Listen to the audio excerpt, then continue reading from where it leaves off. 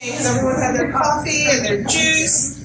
I am really, really thrilled to be with all of you this morning and welcome you here to Part of the Solution, our home, also known as POTS. This is a series of convenings that we host annually in order to inform our community about the great work that we're seeing, the transformation that we're seeing with our neighbors and the people that we serve. And we certainly don't do this work alone. We do it in partnership with other really dynamic and terrific organizations. And so today, we're going to talk to you a little bit about some of the research and evaluation and learnings that have come out of our work. And the hope is that from our collective learning today, we'll be better prepared to serve the community before us, right? But before I do that, I just want to tell you a little bit about POTS, for those of you who may not be familiar with us. But our mission is to be a loving community in the Bronx that nourishes the basic needs and hungers of all who come to our doors. And I like to thank those who come to be served and those who come to serve. And I think today is yet another extension of that loving community. So how do we do that? How do we do our work? Well, we're a one-stop shop. We meet people where they are. And so every day, people come to us to meet their basic day-to-day needs. Getting a shower, a haircut, having clothing, a warm meal, shopping in our food pantry in order to get a bag of groceries to help their families, right? And we know that our clients' needs evolve and are complex. And POTS has responded as such. So in addition to our day-to-day services, we also have what we call next step services. So once we move people from, or help people move from crisis to stability to greater stability, our goal is to move them ultimately towards self-sufficiency. So we have an array of services in our next step services program that supports our clients and our guests in meeting their individualized goals. We have a strong case management team that helps our clients access benefits and entitlements for which they might be eligible for to continue to shore up their families. We have we partner with the Immigration Justice Corps that provides guidance around the process and the spectrum of immigration. We have a legal clinic, and our legal clinic focuses specifically on representing and advocating for our clients in the space of benefits and housing. This year alone, this past year, we were able to prevent 425 evictions. 425 homes were able to be preserved through our work. And we know that it doesn't end there. So today, we're going to talk a little bit about what we call comprehensive case management. And it is an intensive investment in the continued success towards greater stability of our clients. And so I have the pleasure of turning it over to my colleague, Christina Hansen, who is our Deputy Executive Director. And Christina oversees a number of functions here at POTS, including performance management. And then later in the program, I am going to invite some colleagues to join us and have a conversation to talk about our learnings. But before Thank you, everyone. Welcome to POTS. I really appreciate you coming out today to hear what we have to say. Alicia gave a really wonderful introduction to our programs. And we're going to be sharing a little bit more detail about this one particular program and how we think it works to break the cycle of poverty in individuals who've been able to take part. And we're going to talk about the evaluation process and the evaluation of that program and how we're going to build it going forward. We're really excited to have the opportunity to do this today.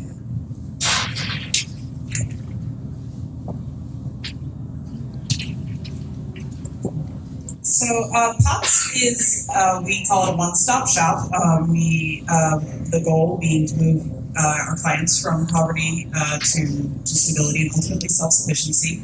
And we have been doing this since 1982, and historically, a lot of the way that we've been doing it has been using what I call here human service focus. So For example, if somebody is hungry, we will feed them. If somebody is facing an eviction, we will provide them with the services to prevent that eviction. If somebody needs a shower, we will provide them with that shower. And those are extremely important services, and they really do help people come from that state of crisis where they don't know what to do, what's next. And a few years ago, we were talking about our vision, this idea of going from crisis to stability and ultimately self-sufficiency, and we found that maybe we weren't doing as much as we would like around moving people to the self-sufficiency stage.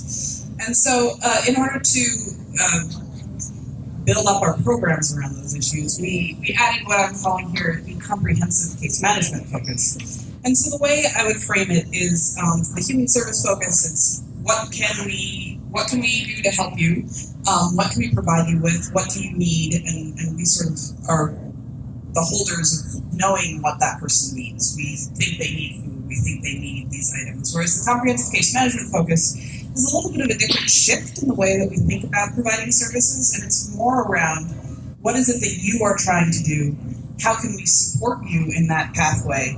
And how is it that we can work together to make that future that you want to see happen? So, one of the issues here is, so we've worked to develop this program, comprehensive case management, and so clients, and the selection of clients is entirely around, do they seem interested in working with us? That's the basic. Doesn't matter where you're coming from, whether you're homeless, not homeless, woman, man, children, no children, anything like that. We have a few very basic requirements based around pathway to eligibility to work in the United States, just because it can. Otherwise, there's limitations to what we can do. But generally speaking, it's open to a very broad range of individuals. And what happens is you'll meet with a stability and self-sufficiency mentor to assess your strengths and your challenges, talk about what your long and short-term goals are, and then with the support of the mentor, create measurable long and short-term goals that you can really work towards and see whether or not you're achieving. Defining the small tasks that would lead to those goals. So sometimes a goal can be, even if it might seem not challenging, it can be very big and it can be scary to pursue. So for example, if you want to start saving, you may need to open a bank account. Well, coming from perhaps my perspective, opening a bank account is not that big a deal. Like walking to the bank and like, I want a savings account, and people are like, sure, here's a savings account. And there's no problem. But sometimes people may lack the identification that they need. They may lack the social security card. There are a lot of steps that have to come together in certain situations in order to make that happen. And so the idea of breaking everything into these tiny little tasks and celebrating the completion of each task helps our clients be able to tackle any individual goal with greater ease. So, and one of the other pieces is that we always celebrate the completion of those goals and tasks, and generally continue to provide a wide range of supports as they work towards those. So here's a little bit of a sample, some sample goals and tasks just to help you understand. This is not actually for an individual person, some of these are for multiple people. But you can see here we have the type of goal, whether it's long or short term. So people set goals that are approximately 3 months in duration and approximately 6 months in duration. And they can be connected. So here's the actual statement of what the goal is. So to obtain full-time employment, better place to live, build credit history, start saving. And then here you can see some of the tasks that are appropriate. So here it's legal help to achieve a CityFlex voucher for a better place to live. Here it's finding out more information on becoming a home health aide in order to think about that as a full-time employment. Here somebody wants to apply on own for 2 jobs. That's their goal, and that's what they're looking to do to get them closer to this goal. And that's how it's set up, and every single goal in our system has a couple tasks associated with it that are broken down like that.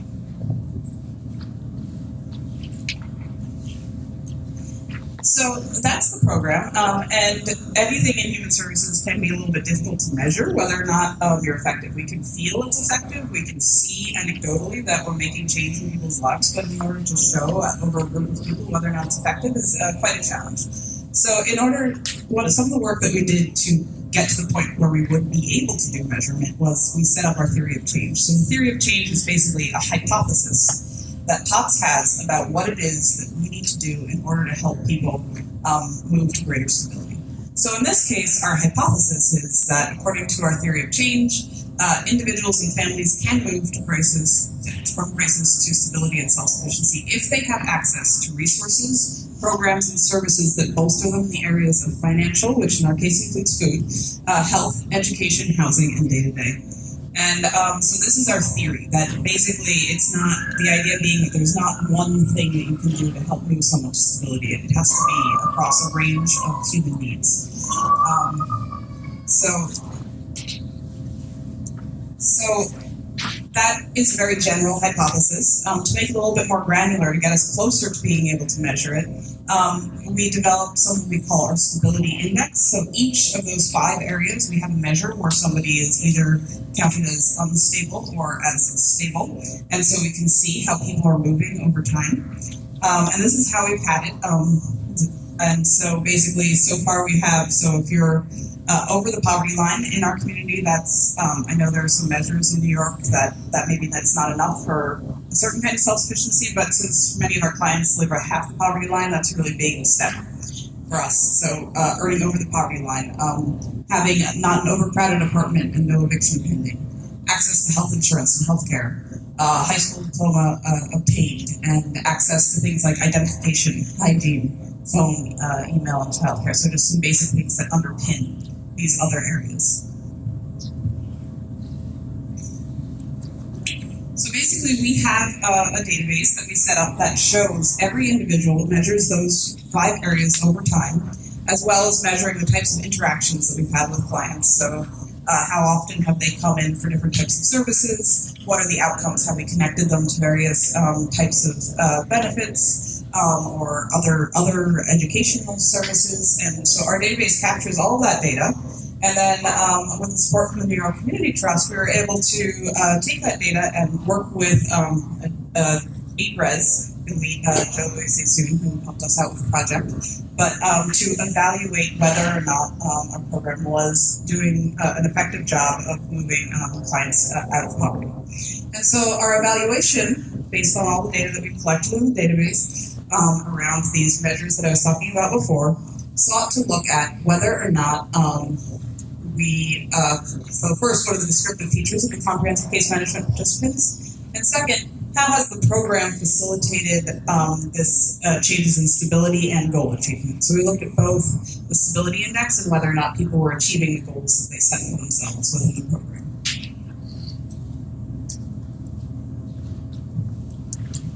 So we were really encouraged by the findings. We found that, in fact, comprehensive case management does increase our client stability. And you can see the blue line is clients in the comprehensive case management program, and the green line is this general service population at POTS. So we looked at about 192 people who were in the program versus a population of about 20,000 who had case notes in our system since 2016. And we looked at how their stability changed, and we found that 35% were likely to improve in stability over time, which was much higher than the service population of about 8%. And in addition, comprehensive case management clients are twice as likely to achieve increases in financial stability compared to their peers, which is particularly notable because a lot of the work that we do here at POTS does give access to financial stability through, even if you're not in the comprehensive case management program, through either access to benefits and income supports or access through jobs. And another particularly exciting finding, and though it's a fairly small percentage, but we did see that over the period of our measurement, we were able to move 5% of comprehensive case management clients to stability in all 5 areas. And this is something that is particularly difficult to do. Achieving stability in every single one of the areas is something that we found we do for a fairly small fraction of our population, but we really were excited to see that people within the comprehensive case management program were able to make that change. So the next step we looked at is whether or not people were achieving goals. that they had set for themselves, and we're finding quite a bit of promise in this area. So 31% of goals set were achieved. And if you look at the percentage of clients who achieve goals, here it's broken down into the homeless population and the non-homeless population, but basically we're finding that overall approximately 50% of people who are participants in the Comprehensive Case Management Program are able to achieve their goals. And so we're really interested to know that. And in addition, we're going to look in the future at setting up the structures around goal setting in such a way that we can find out, what's happening with the other 50% to understand better about what we can do to improve those outcomes. And then the final finding was that clients' outcomes improve over the time that we've invested in them. So this is particularly interesting for me, is that for each additional month in POTS, all clients, including the service population, are 10% more likely to increase in stability, which we think is a very strong finding. So from our point of view, how do we continue to engage clients in POTS? That was something that we had hypothesized to start with, that perhaps a longer engagement in POTS and more programs would increase stability. And in fact, it's the case, and we were very interested to see that result. So in the future, we're looking to build on our program success to invest in the areas that we can see are working. And we want to further clarify and codify the goal setting process, make sure that we're able to understand which goals work, which ones don't, understand how to work with clients around those issues. Refine data tracking and reporting, so we're looking at making some changes to the stability index to think about, are we actually accurately measuring health, for example? So if you have access to health insurance, there are a lot of people who have health insurance who are not healthy. The Bronx is the least healthiest county in New York State, and there are quite a number of people who do have access to the Medicaid program, so we want to look at different types of measures around that.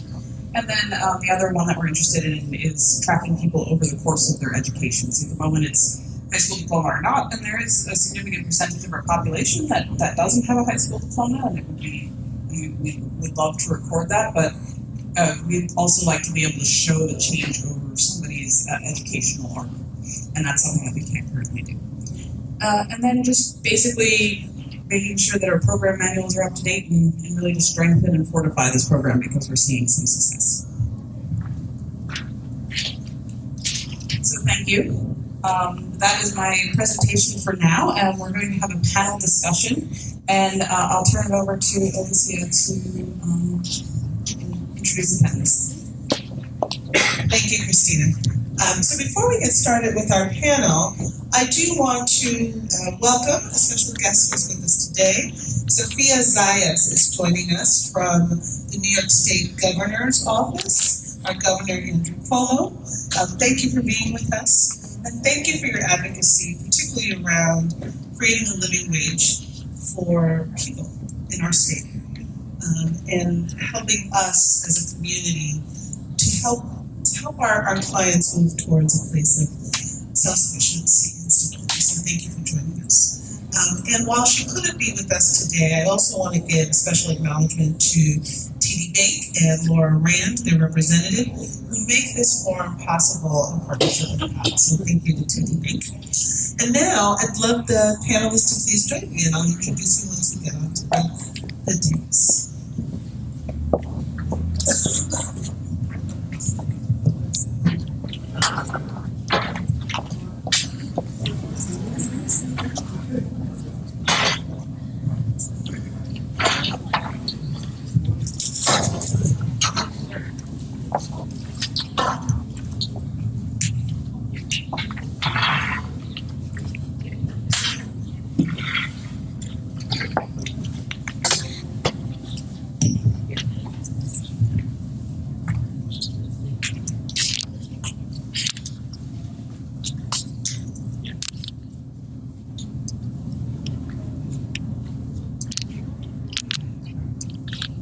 Okay.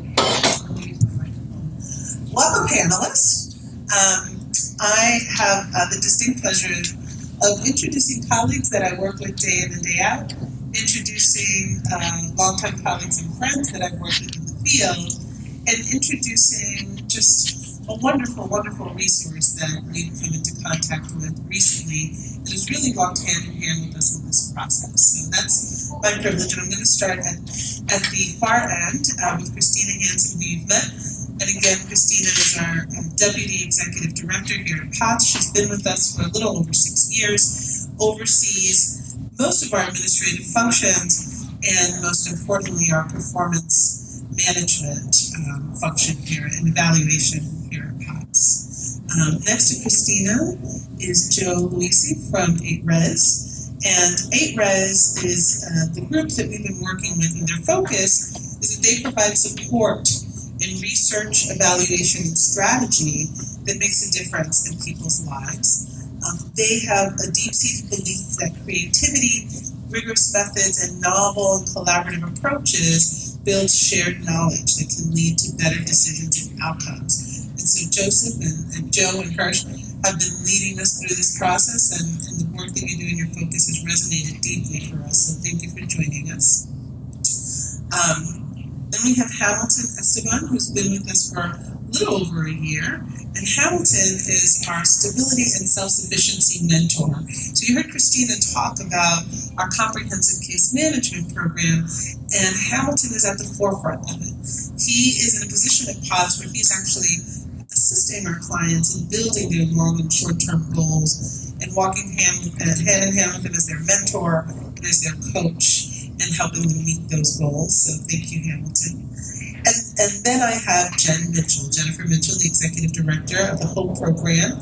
And HOPE's focus is to empower New Yorkers to build sustainable futures through comprehensive training, jobs, advancement, and lifelong career support. Jen's been in the field for over 15 years and is really a subject matter expert in workforce, and has grown organizations, including HOPE, in response to the needs of New York City residents that are underemployed, and in response to the opportunities that exist in the field. And most recently, through her leadership, the HOPE program expanded its footprint to our very own borough, the Bronx, by welcoming Sustainable South Bronx into their network. And we are excited to partner with you in this work.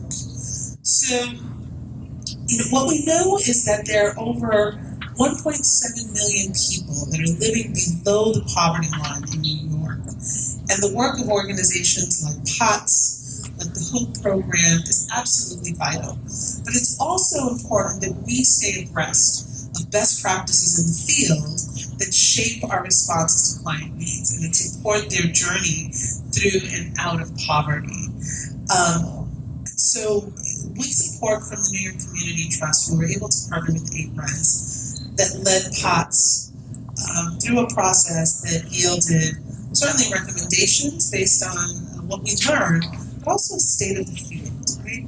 What's happening across the field? What are we learning around best practices in the field? And that state of the field is grounded in research, data, practitioner knowledge, client and consumer insights, with the focus on 4 key areas: organizational approaches, case management, community support, and behavioral nudges. So I'm hoping we can spend some time talking about that a little bit. But before we go there, I'm curious to hear from the panelists, organizationally and just on a day-to-day with our clients. Tell us a little bit about your approach, our approach to care over an extended period of time. Tell us a little bit about where you start with clients, where you end up with clients, and this is really open to everyone based on what you're seeing as a practitioner and what you're seeing across the field. Who wants to start? Sure.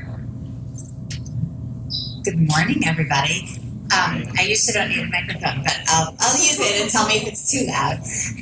So again, I'm Jennifer Mitchell. I'm the Executive Director of the HOPE program. I am thrilled to be here today and thrilled in general with being a partner of POTS and the work that we do together. Am I echoing to you? Or is just oh, good. Okay.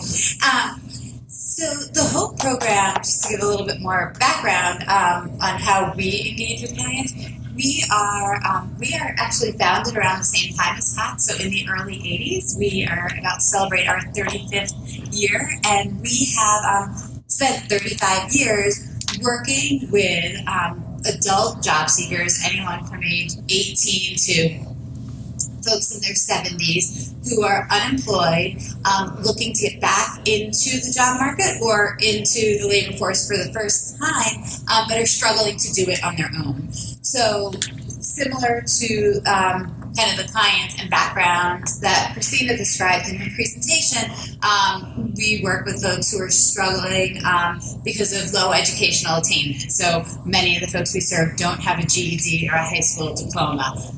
Many of the folks we serve are either living in homeless shelters or living in substance abuse treatment facilities, or just unstable housing, not with a lease on their name.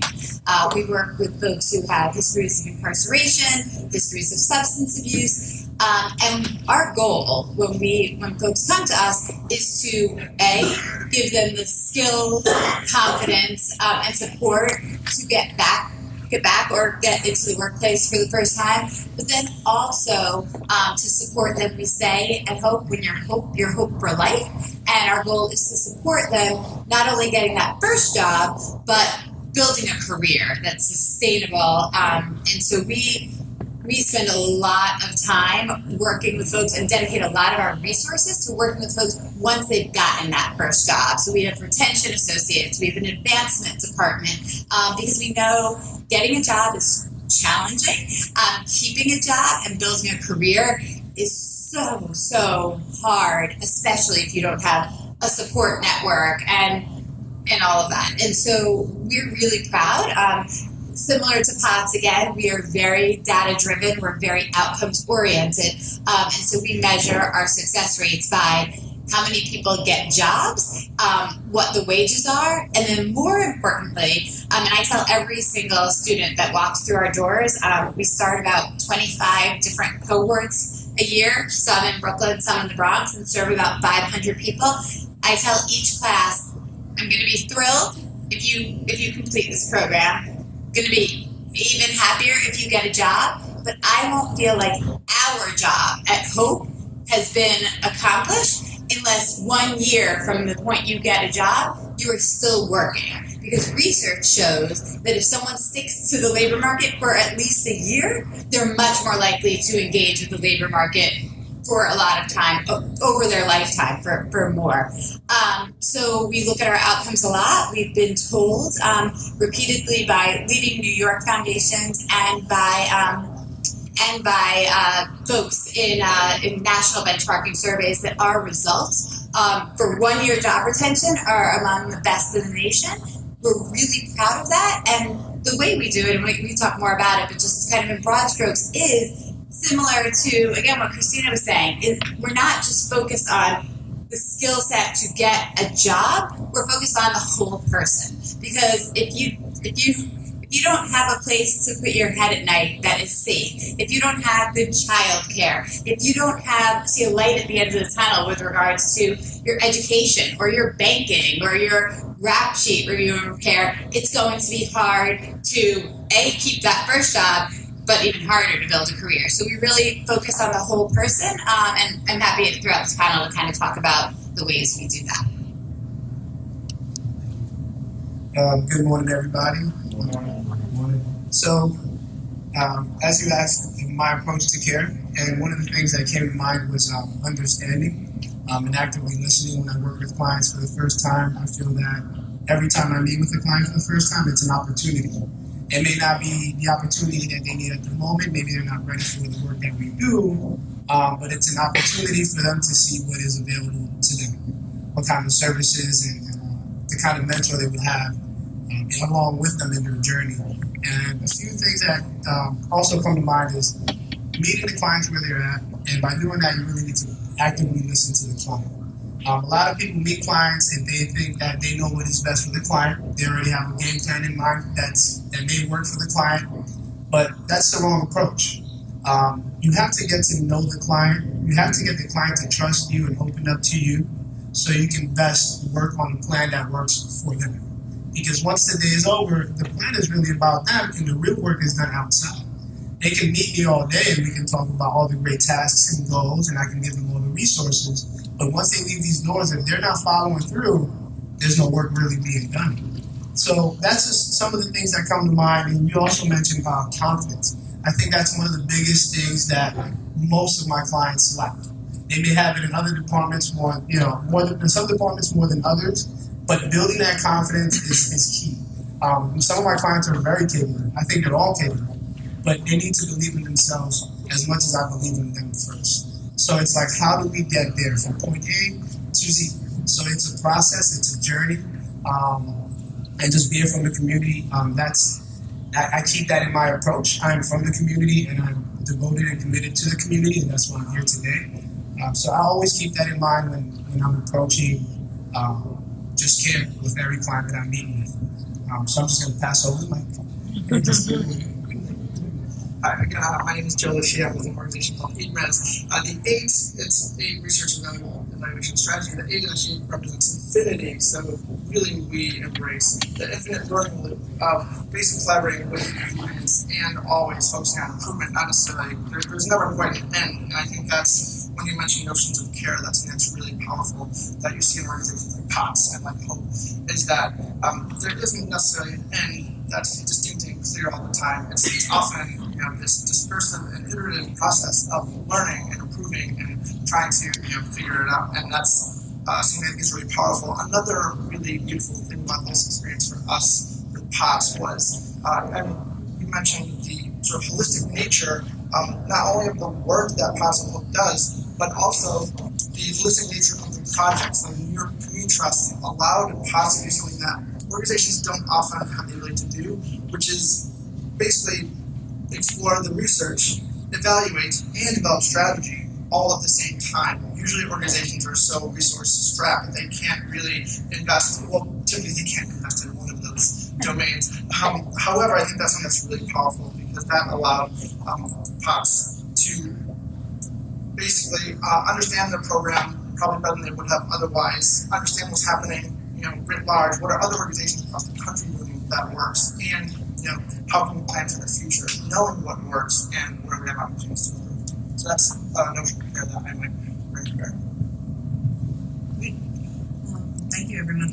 I just wanted to add one thing because I think everybody else has mostly covered my thoughts on this. But I do think one thing that we have that kind of support people a little bit further at POTS is this idea that we're able to connect both this confidence building and the ability to help set goals, but also to catch people when they do fall, which is something that happens to everyone. I mean, and we may not think about it because maybe we have a more ready network available to catch us, but POTS acts as that sort of catch. So, for example, maybe you're charging hard ahead towards your goals and you lose your apartment. We can help you with that and things like that. So being able to fill in those gaps while you're working towards your ultimate goal is something that I think is extremely valuable. This microphone here, or maybe I'll put that one.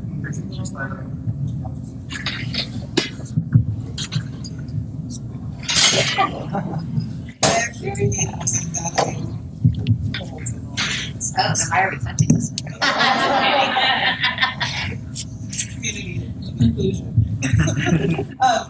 So, I want to play up on a little bit on a theme that I've heard each of you talk about, and you've said it in different ways. You've talked about, we call it comprehensive case management. I've heard you talk about working with the whole person. I've heard you talk about catching people. And so I'm curious if you can touch a little bit on what does that look like to work with the whole person? Because whether the organization is a traditional workforce organization or a human services organization, at the end of the day, when we're looking to help people move towards greater sustainability and self-sufficiency, it really does require this comprehensive, holistic approach. Could you talk a little bit more about that? Hi. So At Hope, while it starts with our mission, which is workforce development and getting folks into a job and getting them into a career, we approach it in a similar way to what Hamilton was talking about, which is it starts with the person. Like, I can't tell you how many times in my career I've said to somebody, I can't want this for you more than you want it for you. And so at Hope, every single staff member, from our frontline work readiness instructors and employment specialists to our finance team and our development folks, are trained in motivational interviewing, which is a clinical approach that starts with the person and saying to them, what do you want? What's holding you back? And then helping them to articulate in clear ways what's within them. Hamilton described how you can tell somebody what a prescribed plan would be that makes sense for them, but it often doesn't work. And research actually shows that if you use motivational interviewing with folks, which means eliciting from them what they want, then they are more likely to make changes, and the changes are more likely to be sustainable. And so at POTS, I think, as your whole mission is holistic, and so it really is truly about meeting someone where they're at and figuring that out. At Hope, sometimes that means that as we elicit this feedback, you figure out, it isn't a job and a career that's right for them right now, and Hope might not be the right spot for them right now, and that's okay. And maybe they need to address a housing or a mental health or some other issue to get them to that point. But it's figuring that out with them, not telling them what they need. And so that is kind of the way we address it. And I think it sounds very similar to the way POTS folks address it too. So working with the whole person, I think, is a great question. We do offer pantry. We offer the clothing that they need for interviews. We offer them assistance with SNAP applications so they can buy meals for themselves and their family. And I think that's one part of the person. Really trying to work with the whole person is trying to understand what's inside of them, like what's going on in their hearts, what's going on their minds. And that, to me, is what the whole person is.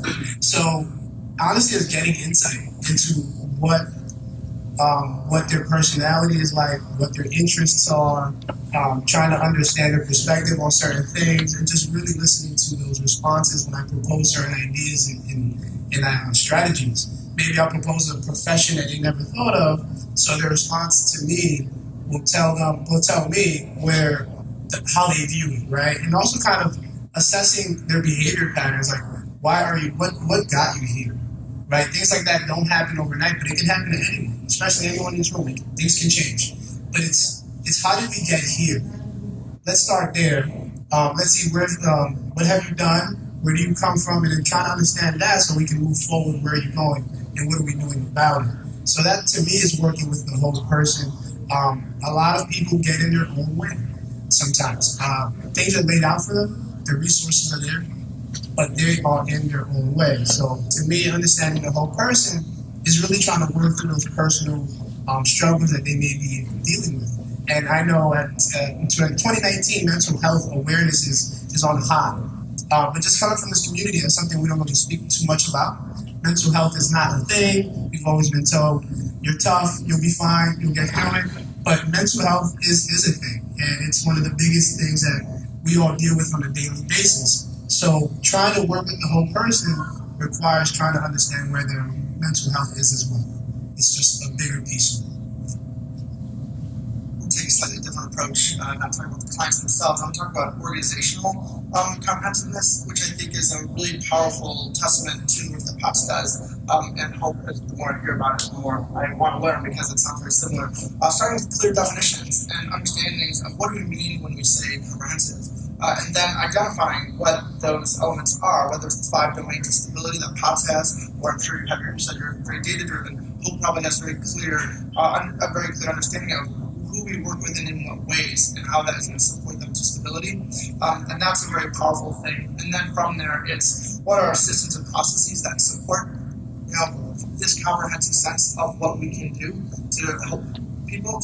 And lastly, it's are we testing and are we learning so we can improve, but we can also understand what we do really well and what we don't do very well, so that those things that we do well, we can continue to improve on and support clients where they need it, but also maybe refer out to other organizations who are doing incredible work for those things that we're not doing as well, or again, attempting to improve. So that's my sort of interpretation of the holistic or comprehensive organization.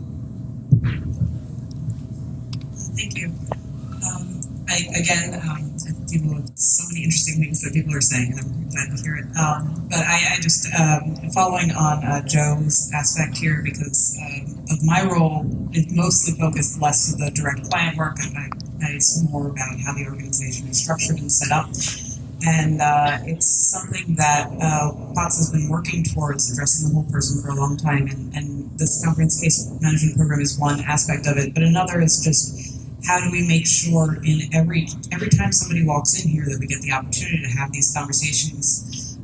So somebody may think I'm at POTS today because I need some food, but how do we make sure that we're at least initiating the conversation about some of these other aspects, just to make sure that maybe somebody does want to meet with Hamilton, or maybe somebody does have something else that they want to explore further, but because of what they knew about POTS, maybe their friend told them, hey, if you need food, go to POTS, or if you need an eviction prevention, go to POTS. But they don't know that there are those other things, so making sure that we're educating the client on what's available for them and how we, or if it's not us, other organizations in our network can help that client with what it is that they're ultimately looking for. Just two more questions, and then I want to open it up to the public.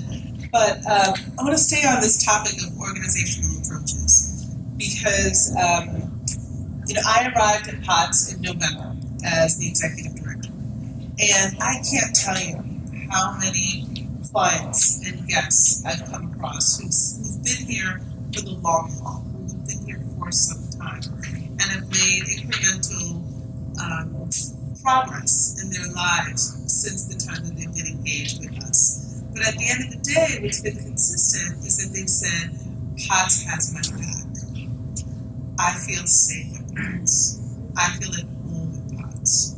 And to me, that's not, that's grounded in an organizational approach. And so I'm curious to hear a little bit more about how our organizations are approaching issues of safety, of hospitality, of welcoming. And drilling down even further, what are some of the sociocultural norms that our organizations are lifting up to support our clients in their progression and let them know that we're here with them through their journey? I think for us, one of the big things is the idea it's couched in dignity and respect, so it's a non-judgmental approach. So it is true that not everybody's life arc goes in one direction. That is both true for the downward direction as it is for the upward direction. Somebody may have an opportunity and they're working towards that opportunity and something happens and they stumble. And at POTS, we always welcome you back. We may sympathize with the challenges that you faced. It's not that we ignore it and don't address it, but people who know the client will definitely sympathize with the challenges that they've faced. But let's say they got a job, they stumbled, something happened, they weren't able to retain it or whatnot.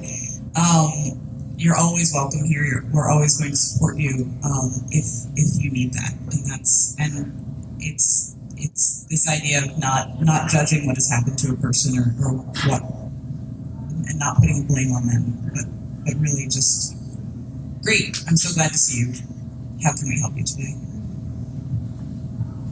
Something that we uncovered over the course of the evaluation and the state of the field report that is just incredibly powerful, but very hard to quantify and make sense of is, you mentioned the sense of dignity and the sense of family. I think that often organizations like these can foster that is incredibly hard to report on. Oftentimes you see case studies and beautiful videos, things of that nature, but in formal evaluation, we conducted 18 interviews with clients of POTS. We talked to 15 leaders across the country that do similar work in background care.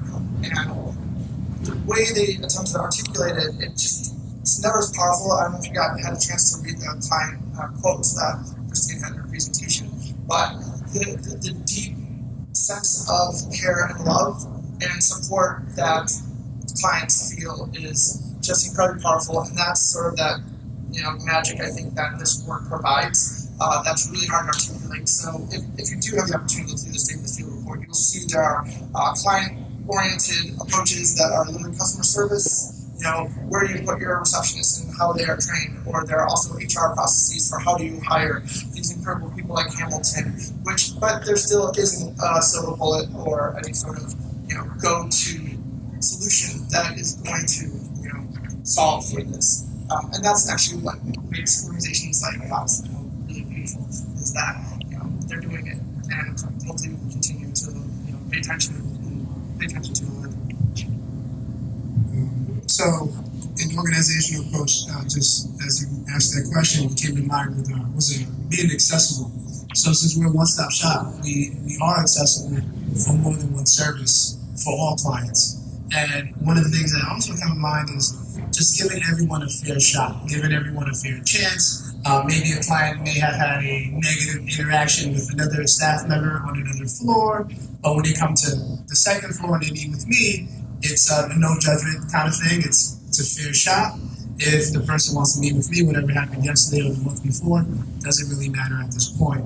So it's just approaching the client with a very neutral kind of mindset and not holding anything in the past against them, and just figuring out what's going on at the moment so we can move forward and just help them get closer to self-sufficiency. And also just going above and beyond for certain clients, while at the same time straddling that fence between going above and beyond, but also holding them accountable for some of the things that we do. Some clients we do need to go above and beyond for, while other clients need to be held more accountable for some of the things that they do or have done. So that's kind of the approach when I work with certain clients. It may sound a little tough at first, but they always thank me in the long run, and I think it's one of the best feelings to hear. Ham, you always have my back. You always pick up my call, or might take a day or two because things get hectic, but just knowing that I was able to provide them some sort of support that they may have not had for a long time in their lives. So similarly, I think at Hope, what we're saying from day one is, as I said, when you're Hope for life. And then we say to folks, this should be the last program you're part of. So many people come to Hope after they've been turned away from other programs or not met success at other programs. And what we say is, this should be your last program. No shame, no pride. If something doesn't work out, come back to us, and don't wait 4 months when, whatever's happened has triggered a relapse and you've isolated and you're depressed. The second it happens at work, whether it's making a mistake and not knowing how to fix it, whether it's getting laid off because last hired, first fired, whether it's struggling with something at home that's impacting you and you're worried, we're always like, come back. And then we model that by the second somebody walks in the door, we all will, drop what we're doing and be like, hey, what's up? We haven't seen you in so long. How can we help you? What's going on? And so really kind of living that when you're Hope for life, and modeling it so that people know it's for real. And similarly, the no judgment. You shouldn't be defined by your mistake, even if it's a really significant mistake. You should be, if you're being reflective and owning it and taking responsibility for it, we're gonna move forward on that path with you. A story just to kind of demonstrate that happened recently, and I have permission to share this from the graduate himself. But we had somebody who graduated from Hope about probably a year and a half, 2 years ago now, Raphael. He got a great job at a high-end cheese shop in Manhattan. Has gotten promoted several times as a cheesemonger, but all the while kind of kept coming back and checking in with our retention folks and all of us. Raphael was one of those folks that everybody gets to know and love. And so we knew, even though his job was going well, there were still a lot of kind of rocky things going on in his life, including a fairly precarious living situation that was making his stability and recovery also challenging. And one evening, very recently, about a month and a half ago, Raphael was really feeling like his stability was not, his recovery wasn't going so well, and he decided he needed to leave the living situation he was in. As he was leaving, he got robbed, so he didn't have money and resources to go get another place to stay for the night. And so, and this breaks my heart because we aren't open 24 hours, but in the middle of the night, he went to our Brooklyn facility and waited outside. And when our facilities coordinator opened up at 7 a.m, he found Raphael there waiting outside, because Raphael knew that when he came in, he would get a hug, he would get some coffee, he would get breakfast, he would get a couple changes of clothes. We run a professional clothing closet, and he would get folks who were going to help him to make his way to work that morning, because he had just been promoted, and that's what we're about. We don't have a magic wand. We can't solve everybody's problems, but we can be there to walk with them, to support them, to help give them the tools and resources they need. And I'm happy to report Raphael is still working and doing great, and is in a slightly more stable housing situation, and working on getting an even better one. But that's what it's about. It's not about kind of being in a silo and working on one thing and focusing on one thing, but addressing that whole person and role modeling so that every staff member, no matter what their kind of specific job description is, knows if they're the one that sees the graduate in need or the person in need, that they have the tools and resources to figure out how to best help that person. Thank you all for that. As I hear you speaking, it becomes clearer and clearer in my mind that there's no magic bullet, right? It's not get the job, get the housing. It really is this intersect and web of support that's needed to help our clients to move towards a greater place of stability. And I think that more and more the field and practitioners and organizations like Hope and POTS are becoming clear that you can't do this work in isolation. It really does require deep partnerships and a community of support. It's going to be program-driven in order to build this community. But as I look to our full audience today, a question that I would have if I were sitting in their seats is, how can the public help? Right? How can individuals who are concerned, who are committed, who want to make a difference, help the movement that's being led by organizations like POTS and like the Hope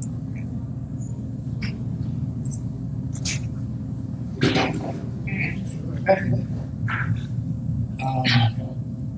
So how can the public help?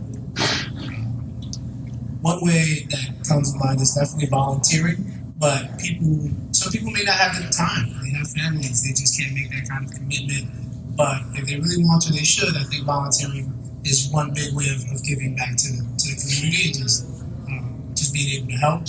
And another way is spreading the word. I wish there were more of us, more of POTS in other boroughs and other communities, which I know that many people can benefit from the things that we do, but they can spread the word. I think sharing the information is key as well. You may meet somebody who is in need of something specific, but they don't know where to begin or where to start. So if you know, just share the knowledge. Share that address, share that number, or share that name. You can share my car, whatever works, but just passing it forward. Just passing it along, because it may not mean much to you in the moment, but to the next person down the line, that piece of information can make a really, really big difference. So it's always keeping that in mind. And Hamilton, I'm going to jump in because I see some very dedicated volunteers who are here with us in the audience today, and I'm going to personally thank you again. We can't do this work alone. And this year, POTS will have had over 40,000 hours of volunteer service to anchor our work. So thank you. In addition to volunteer time, I don't work in sorts of this comprehensive holistic wraparound, whatever the expression I use, organizations. I would say donate your skills, your goods, and your money. because these are often resource-strapped organizations that are doing so much with so little. And I think that, and also pay attention to evaluation. Pay attention to what works.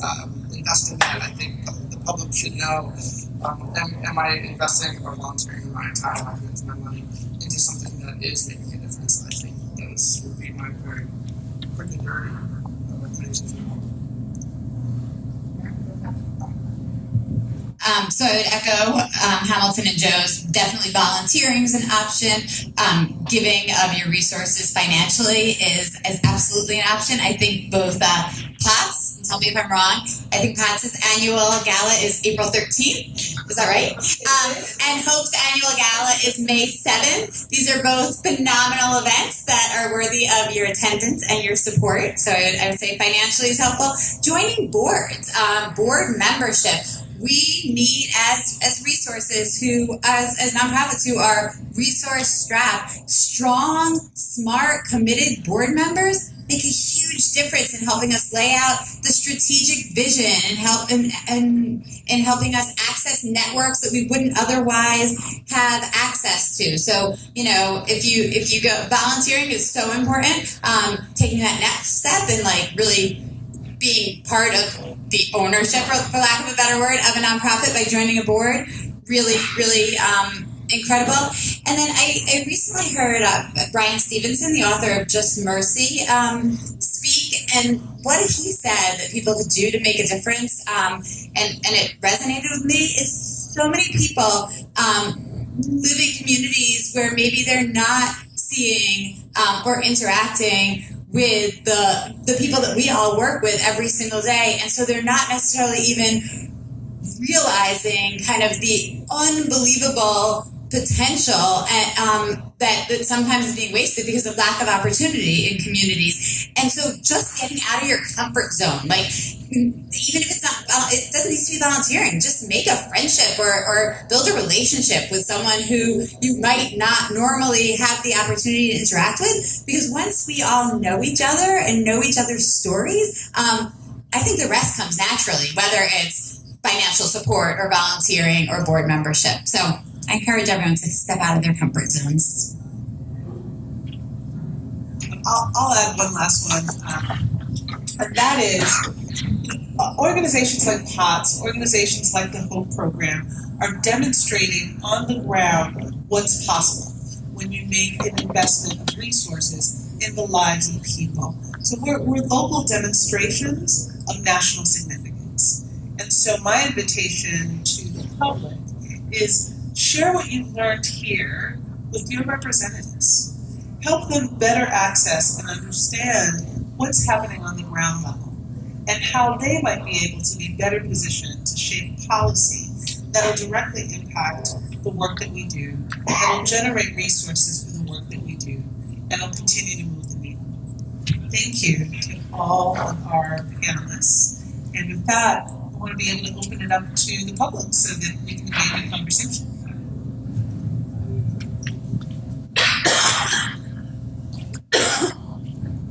So I have a question about the percent of your clients who achieve certain goals, and I see that education is the one area where clients struggle to meet their goals. And I wonder if you could talk about what the factors might be in that particular area that hold them back.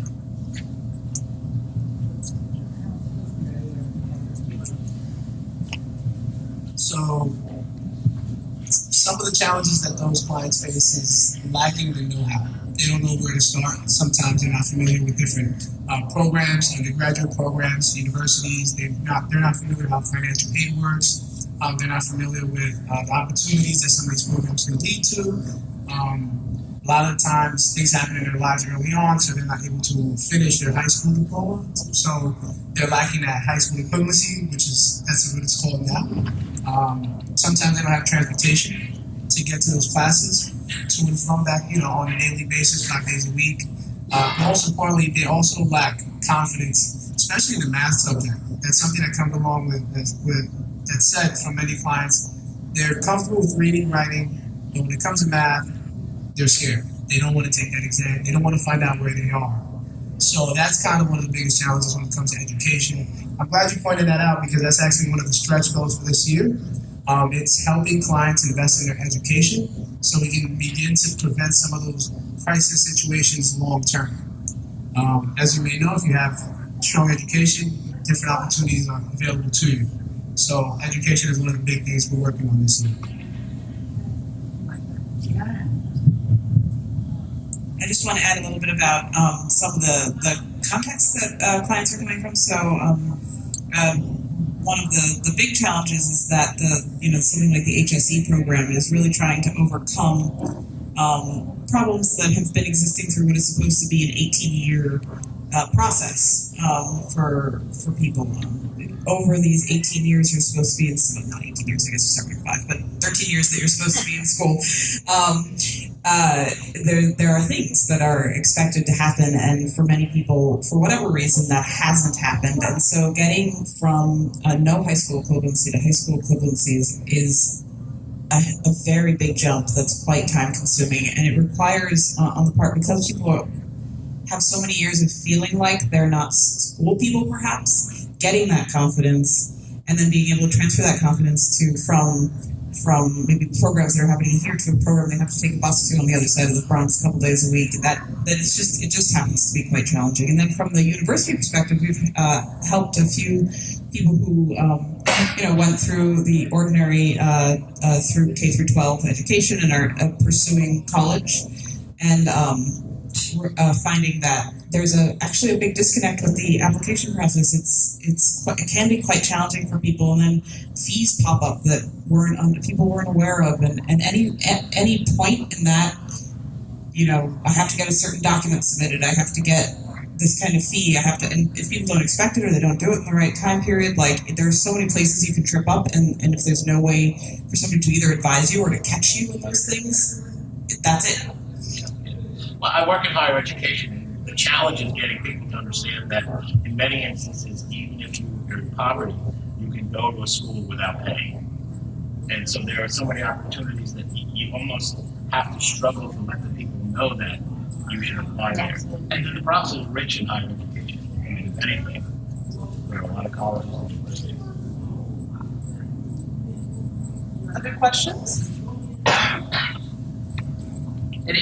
So just to add to what Christina was saying, it's also we're measuring this in a relatively new time frame. So in educational goals, I think by definition are much longer term. So, but I mean, that also at the same time makes me, one of the things we realize is keeping people engaged over the long term is one of our biggest challenges. Getting people, staying in touch with them so that we know that they are meeting these goals is a real challenge. And we're looking for innovative ways to keep people engaged and not get in their way too at the same time. So.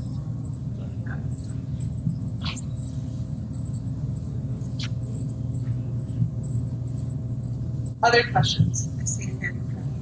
I'm interested in the aspect of training volunteers. Christina recently asked me if I could help with a person who needed math training for equivalency, and I didn't do it, partly because I didn't think I had the time, but also because I didn't have the training. So there's an issue of what kind of what resources can an organization put into training people who have the intelligence to do the process, but don't have the programmatic approaches to being effective trainers. Or, for instance, for this case, the math equivalency for the GED. I can speak to that. Prior to starting the company, I was an educator and education leader and education researcher. So I also teach language at NYU. So I can say that in terms of those sorts of the matching is what I call it, content expertise, to those in need of different areas, right, of learning is incredibly challenging, even for organizations that is the work that they do. Particularly in a city like New York. We're finding high-quality volunteers or folks that are willing to work for a very low wage who are proficient and actually can teach, so conveying and translating information to folks who might be more challenged in terms of where they are, right? Let's say it's math. If you're operating at third grade level and you're trying to get someone to equivalency, right, you need a pretty strong facilitator who's both strong in their ability to work with that person as well as their content expertise. Very difficult matching challenges. So I think that's an area where trying to identify strong organizations to partner with, it might be a great situation. Or again, if there are some incredible grants or opportunities for funding, then you can hire content expertise and develop a really robust training. Otherwise, it can be an incredibly challenging area. I think what I would also add is I think that there's a lot that we're learning through our clients. And given that our approach is an individualized one and that we're committed to differentiated interventions, the learning also starts with the organizations to better understand what in fact are the needs and the resources that we can find to match and really help our clients to close the gap on some of the areas of improvement that they might need. One of the things I would just add is, I think you said there's been 40,000 volunteer hours at POTS this year. But I think that folks who want to volunteer and folks who are interested in giving back in that way don't actually understand is it is a huge lift for a nonprofit to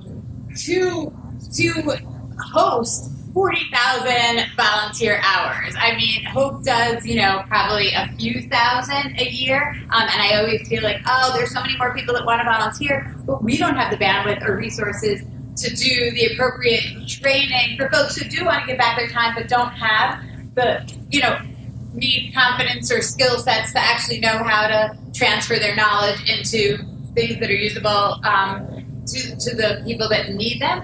So it is I think, and I think you have a volunteer coordinator that is right here. Yeah. I mean, and I would love to be able to afford a volunteer coordinator because there is a need in every nonprofit to have that. It is literally making decisions to take away from something else, which I think for POTS, when you're getting 40,000 hours back in return, it's an amazing return on your investment. But it is a huge and incredible resource that most nonprofits haven't figured out how to kind of utilize in the most effective ways. I would be remiss if I didn't introduce my colleague, Stephanie Caban. Stephanie is POTS's volunteer coordinator, and I hope that you're moved and inspired today to volunteer. If so, please see Stephanie. I'll take one last question if there is one. Maggie. This is a little bit of a half-formed question, so bear with me. But I'm Maggie Greenfield. I'm the director of the Bronx River Alliance. Really pleased to be here today with friends and new friends. And one thing that we do through our work to restore the Bronx River is try to connect people to job opportunities that can come out of that, can turn into full-time unionized work, like the Parks Department, for example. And so we have an apprenticeship program. People come in for a season, like April through November. We're hiring right now, if anyone's interested, and helping to publicize that. But, so a lot of people who come in are maybe coming through the HOPE programs, coming to us from SSB, or coming from workforce development training already, and so have been sort of supported along the way. But I'm wondering about people who maybe haven't come through that kind of program, who are in a job, so maybe not in a crisis situation, but are a little wobbly and need some support. And we sometimes wonder, it's not our expertise, but we wonder what we could connect them with. And so I guess that's my question. And then another sort of tangent to that is is stigma a big problem that you see people facing? Because that's something kind of occurring to me, what is the stigma for people to come and participate in that? Is that an issue or is that not an issue for people who come to participate in the program or in POTS?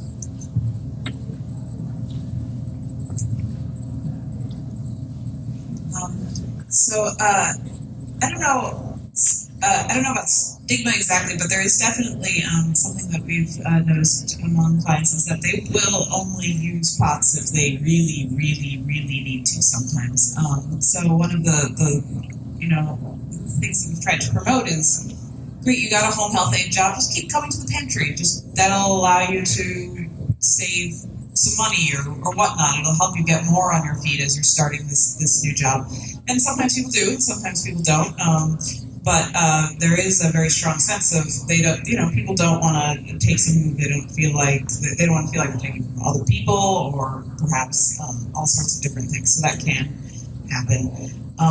In terms of serving people who are already employed and maybe a little bit wobbly, we are very capable of doing that sort of thing if somebody were to come to a program like us. I don't hope it's probably set up a little bit differently.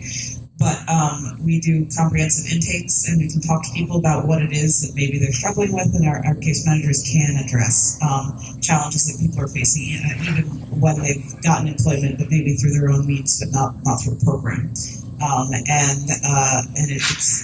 It's just a question of making sure that they know that they can come here, and it's not only if you're unemployed or whatnot. I don't know how best we can do to advertise that out in the community, but that's absolutely the case. One thing I would add, you can all hear me. One thing I would add, in terms of the stigma question, what we find is there's not necessarily a stigma to being part of a workforce development program. There's aspects or things we offer within the program that are sometimes stigmatized, like our mental health counseling.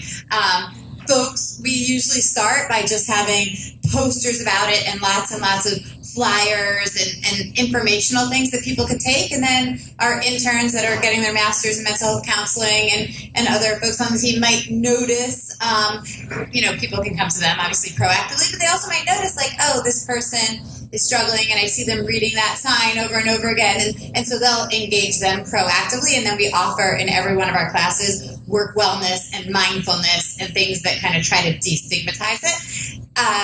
So the stigma thing we don't find for the overarching thing, but just certain portions of the program that then we try to normalize it.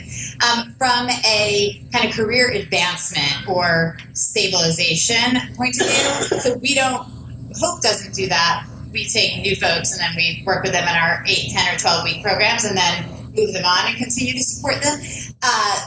And I've been talking to, there's a nonprofit in the city called Streetwise Partners, and they do mentoring for people who are employed, and we can share this information. I can send this information to POTS, and they can send this out.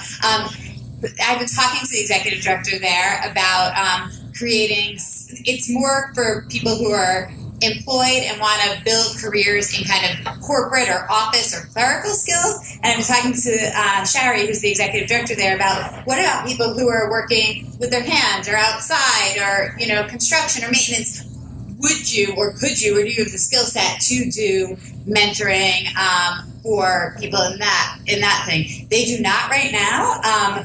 We are talking to them about what it would look like. And Maggie, I'm happy to loop you into that conversation because I think it's a really important one.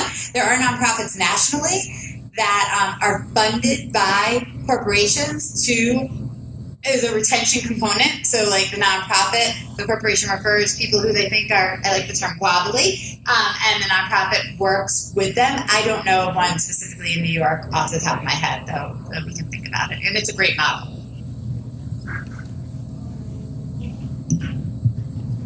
I think that concludes our program for this morning. Thank you once again to our panelists. And thank you to each and every one of you who came in through our doors at POTS and joined us in this, what I think is a really rich discussion. Thank you.